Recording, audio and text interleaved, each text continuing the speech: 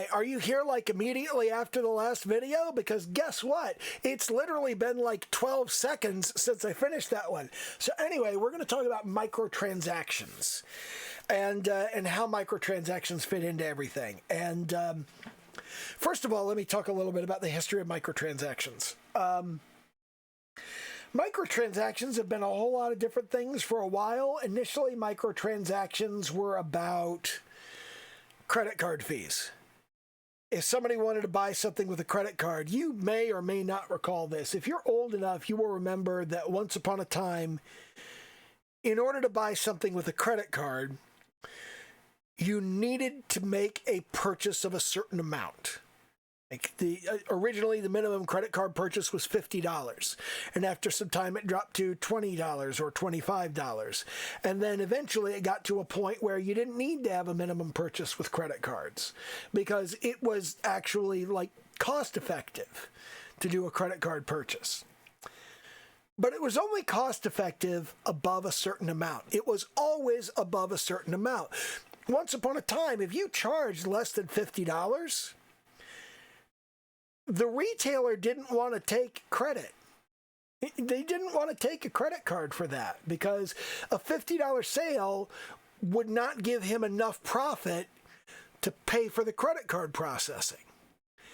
And eventually the prices dropped to the point that they started going, okay, it's a $25 minimum. And then it got to the point that, okay, there is no minimum, but we'll give you a discount for cash. That was a thing. That was a thing for a while. And then we created the microtransaction concept. And the microtransaction concept worked like this. When you processed a transaction, you could get a pre-approval code for that transaction, which basically said this is a valid credit card. And after you got that pre-approval that said this is an actual credit card, you would not process the charge yet, so you wouldn't actually get the money. You would just collect all of those together, and then at the end of the day, you would process a batch. This is the way credit cards used to work like all the time, but then it got to the point that you were doing instant approvals, and then batches started to be just for microtransactions. Transactions under $5, typically. The problem was this. You could take a credit card with almost nothing on it, like a few cents.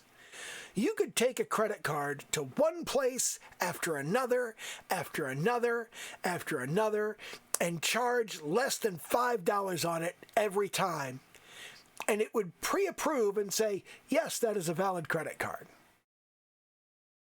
And then when all of those places ran their batches at the end of the night, come to find out that the $3.99 you charged here and the $2.50 you charged there and the $4 you charged there, well, you only have 19 cents on the card. So when the batch gets processed, all of these places that you shopped get screwed. Once people figured that out, well, this concept was really not working.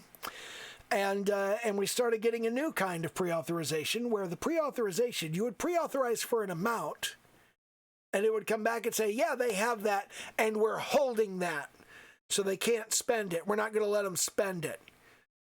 We're going to hold that for 24 hours and when you run the batch, then that'll get processed through. But we're going to hold that money. The money's there and you can have it when you run the batch.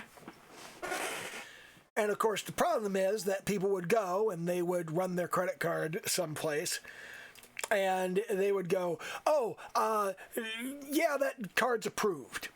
And then the card would be approved and it would be holding the amount of money on that purchase. Okay? But sometimes you would get the card approved and the money would be held, but the people would not run the batch for an extended period of time, and that money would just be held. And this was particularly problematic if you used it for a deposit. For example, you would run your credit card at an apartment, You would go to an apartment and you would say, okay, I've got to leave a deposit with you, so I'll leave a $50 deposit. And then they go, okay, there's your $50 deposit. And then you say, okay, well, I do want to rent the apartment. And they're like, okay, well, it's being declined because you don't have the rent. Well, I do have the rent. It's just you're holding the deposit. This is a terrible example. I didn't think this through. The maths aren't adding up on this, but it was a problem. I remember it being a problem. I'm just old and fucked up and can't remember exactly how to explain it was a problem. But eventually what it came down to is no matter how small the transaction is, it can be processed immediately and it can be taken out of your account. This is what microtransactions really mean. The ability to spend less than $5 at once, and it's immediately approved and it's immediately taken out of your account. It's not held, it goes immediately to the merchant. Merchants like this. Merchants love this. But what most people typically mean is they mean in-game purchases or in-app purchases. And these happen in a number of ways. I don't know if anybody remembers this. I believe it was Electronic Arts. I could be wrong. It feels like Electronic Arts. But there was a company that tried to put microtransactions in their game, and they never actually made it to market because the backlash was immediately... When they actually said, this is the thing that we're thinking about doing, everybody shit themselves so hard that the company went, ooh, we better not do that. But the idea that they had was, you're playing the game and you just ran out of ammo. But press X to automatically refill all your ammo for 99 cents.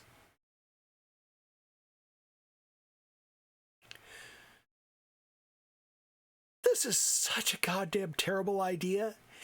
It really, really is. It's awful. It's greedy. It's grasping.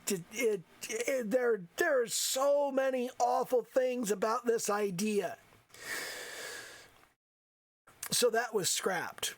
And then they moved on from that and they just said, okay, so the microtransactions are not going to be like in the middle of the game. We're not going to go press X to refill your ammo for 99 cents in the middle of a protracted firefight.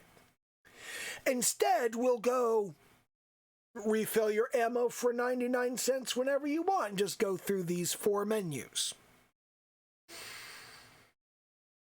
People didn't like that either. Nobody really likes the idea of microtransactions in the sense that something that you need can only be acquired with real money. Nobody likes that. If it's just cosmetic items, people tend to be forgiving of microtransactions. But then you look at something like Elite Dangerous, where all of the microtransactions are cosmetic. But it costs $18 to paint your ship. That's kind of bullshit. Okay? It's like every ship you own, it costs like $10, $12, $15, $20 to paint your ship once. Well, you can paint it as many times as you want, but you have to paint it this exact way that you painted your ship. You paid for the ability to paint this model of ship this color.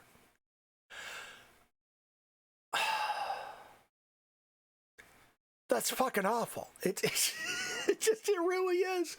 That's fucking terrible. And people are just like, oh, it's purely cosmetic. Yeah, but holy crap, is it fucking greedy. I mean, really, can you imagine having to pay $15 to paint your car in GTA? People would fucking lose it. They really would. It's absolutely fucking ridiculous. And then you have games like Fortnite that It's not about whether it's cosmetic. I mean, you look at Fortnite's monetization, and they're using so many psychologically manipulative tactics to try and convince you that you need to buy this now. You might never see it again. You might never get a chance to purchase it again. You only have a limited selection of things to buy, and this thing that you actually want may never show up again. The next time you get a collection of stuff to buy, it'll be different stuff. It probably won't be the same thing. You have to wait until it comes up again before you can buy it. And if it doesn't come up again before it goes off the market, you can never have it. This is so incredibly scummy. It really, really is. It's like...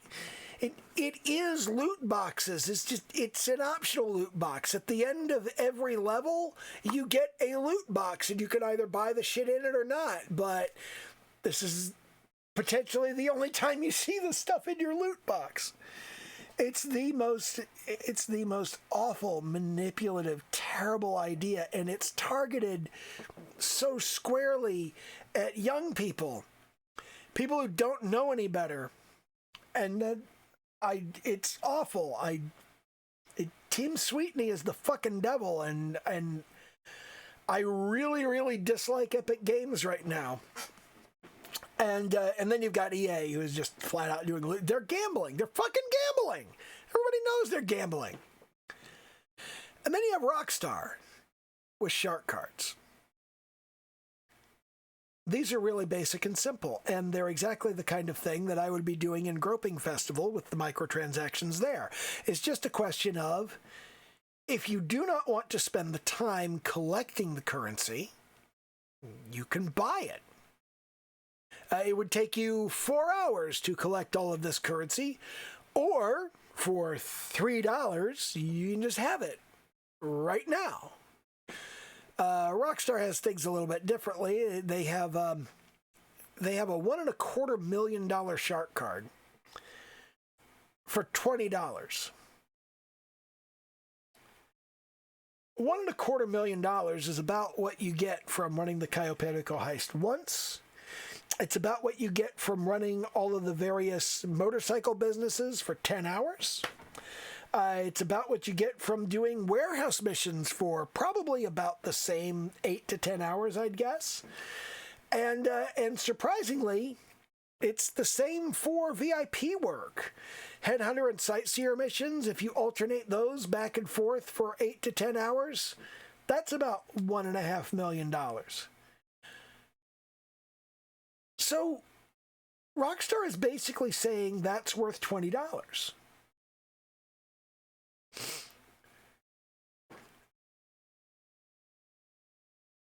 That's not bad. It's really not. I mean, in terms of what you can get in-game and what you would have to pay for it, it's obviously a bargain to work for it in-game. And you want it to be a bargain to work for it in-game because you don't want anybody to feel compelled or obligated or forced to buy your in-game currency. You never actually want that. Because if you're forcing people to buy your in-game currency, they're going to hate you. I mean, that's it. You know, if you let people buy something, people love buying shit. If you let people buy shit, they're happy. If you make people buy shit, they are not happy. They are not at all happy. And one of the most frustrating things that I see people talking about in the GTA forums, and they talk about this a lot, is I had to do this. No, you chose to do that. You didn't have to do that. Nobody made you do that. It was something you chose to do. Nobody forced you to do it. Nobody twisted your arm. But that's the only way that I could get the thing I wanted. Nobody made you want that. Nobody told you you have to want this. It's like people are complaining that the only way that they can make decent money is to grind Cayo Perico. Yeah, that's true. That's the single most lucrative thing that you can do, is to grind that one mission. That's the way to make the most money in the least time. I spend most of my time playing GTA Online doing stunt races and playing the Arena Wars content right now, because that's what's interesting to me. That's what I enjoy. I don't have to do that. Nobody makes me do that, but I enjoy it, so I do it. And because I'm enjoying it, I don't care that it doesn't make me a lot of money. I'm having fun. There's a huge amount of shit you can do in GTA Online that doesn't cost anything, and it's just fun. And people are complaining that they don't have enough money to buy the fucking Batmobile. Maybe you can wait on the Batmobile. Maybe you can get that later. Maybe that's something you don't have to buy right now. People don't seem to grasp that or understand it. They want everything now, and they feel forced to do whatever they have to do to get it now. Nobody wants to wait. Nobody wants to work. Nobody wants to think.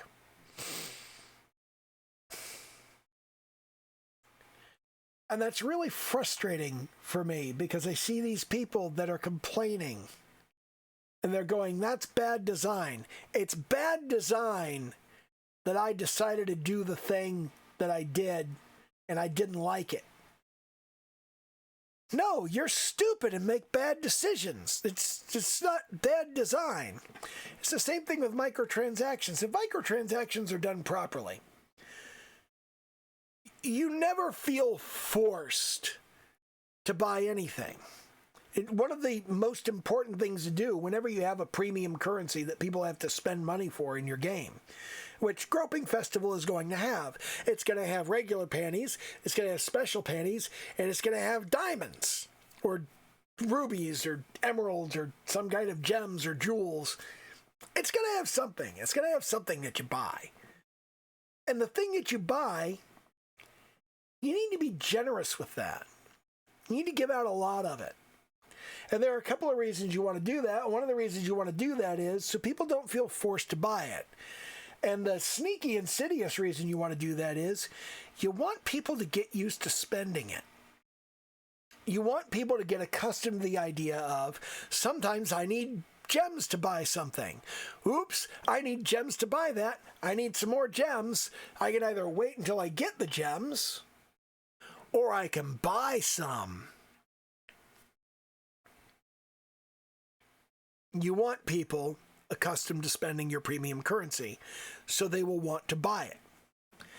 But you don't want them to feel like they have to. It still has to be let them buy it, don't make them buy it. That's something so many games fuck up. It's like they'll start out and they'll go, hey, it's going to take 20 minutes to do this task, or you could spend some gems to do that task. Don't tell them that. Well, more specific, you should tell them that they can spend some money to make this thing go faster. But making them do it, what game was it? I think it was Family Guy, The Quest for Cards or something. It's definitely a Family Guy free-to-play game. And they made you start doing a particular action, and then they said, you can speed this up with gems. Use the gems to speed it up now. If you make them do it, they're gonna fucking resent you. And they're gonna see through it. They're gonna know that you made them do it. And if you try to trick people, and people catch you trying to trick them, they will hate you. Of course, there are always people that are going to hate you no matter what, because they're just going to go, oh, you're trying to trick me into buying your shit. No, I just think you should buy my shit. I want your money. Money's nice. Please give me money. So here's the shit you spend money on. I'd like you to buy it. You don't have to. I mean, go ahead, play with it. If you could still have fun without spending money, go ahead, play the game. Don't spend money. But sooner or later, I'd like you to start giving me money. You know, That's the way these games work. It's going to be different with the visual novel. The visual novel is going to be like, pay for it up front because, you're getting a story. You're getting the story, and once you sign up to that and go, yeah, I want this story, that's a pay up front kind of thing. And then the dating simulator, when I get around to that, that's going to have individual. Well, I'm currently planning. I don't know if I'll actually do. I don't even know if I'll actually build all of these games. Honestly, I mean, to be 100% serious about this for a moment, am I actually going to get all this shit done? I don't know. I'm going to work on it, and I'm going to tell people that I'm working on it, and people are going to see progress being made on it. But yeah, the actual final release of this stuff, it's always going to be up in the air, because how many times have I said I'm going to do something and then I don't fucking do it? Happens all the fucking time. I have no illusions about that. And because I have no illusions about that, I'll fucking admit it. I say I'm going to do shit and then I don't do it. It happens all the time. Stuff gets in the way. I run into problems and I don't know how to fix them. And one of the things I'm trying to do with this artwork and all of this other shit that I'm working on is I'm trying to put out in front of the public that I'm trying to get shit done, and I'm trying to make myself actually do the work, which I have been doing reasonably well, but I've been falling behind on my videos, so I'm trying to catch up on them right now, and that's the thing that I'm in the middle of. But anyway, the important thing about microtransactions is for your players to feel like they choose to make them and not like they're forced to make them. One of the things a lot of people complain about is pay to win or pay to progress aspects. It's an interesting distinction that I've never really thought about. Pay to progress is not quite the same as pay to win, because pay to progress is just speed stuff up a little bit, but it doesn't actually improve your chances that much. That was interesting, and that was a guy on the Steam forums that got me thinking about that. Grek, I think, is Grek or Grack or something like that. Something that starts with a G. But anyway, when people spend money on your game, I feel like they should get something of value. I mean, I'm not going to spend money on a game if I get nothing of value, I expect something of value in the game to result. And nobody values cosmetic shit. If you have the cool new skin that just got released, nobody fucking cares. They're not going to care in a week. There will be another new cool skin. That's not going to matter. But if you buy a car that's fast and wins races, that actually matters.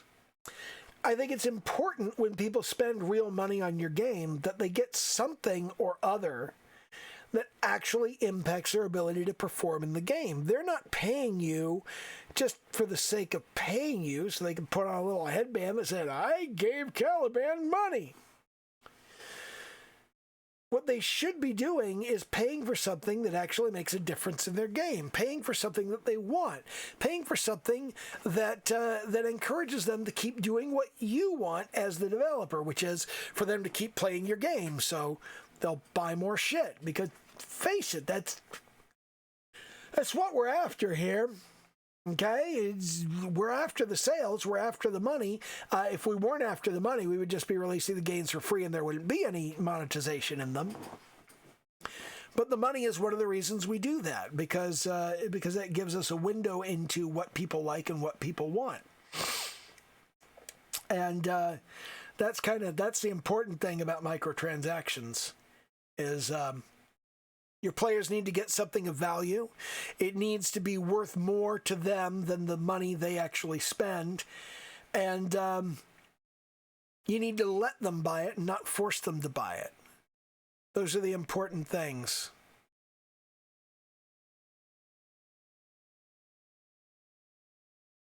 Players often feel forced to do things that they're not forced to do, though. So So you need to go in understanding that a lot of people, if they really, really want to buy shit, but they can't afford it, or they feel like it's unfair that they don't have the shit people need to pay for, they're going to feel forced to buy your currency, and they're going to complain that you're trying to force them to buy the currency. And yeah, it comes back to what Brad Goss said in The Chronic Marketer. Haters gonna hate, you know? It's, you don't want people to hate you, but it's okay if half of them do. So I'm going to duck off of this after talking about microtransactions a little bit, and I'm going to talk in the next video about culture, about the culture of your game, and about how players feel as a game evolves. Because free-to-play games have this as well. Because one of the things that you're trying to do with any game is you're trying to get people to play it for a long time. With a free-to-play game in particular, you're measuring the progression of your game, not in hours or in days. You're measuring it in months. And if you're not measuring it in months, you're not doing it right. So I'm going to duck out of this. Remember, do all the YouTube shit, like, comment, subscribe, all of that. And I'm going to run and hit the bathroom. And then I'm going to come back and I'm going to do yet another video about game cultures and how to think about that and how to try to manage that. Not that I'm an expert. I mostly work as a member of a game community and not as a moderator of a game community.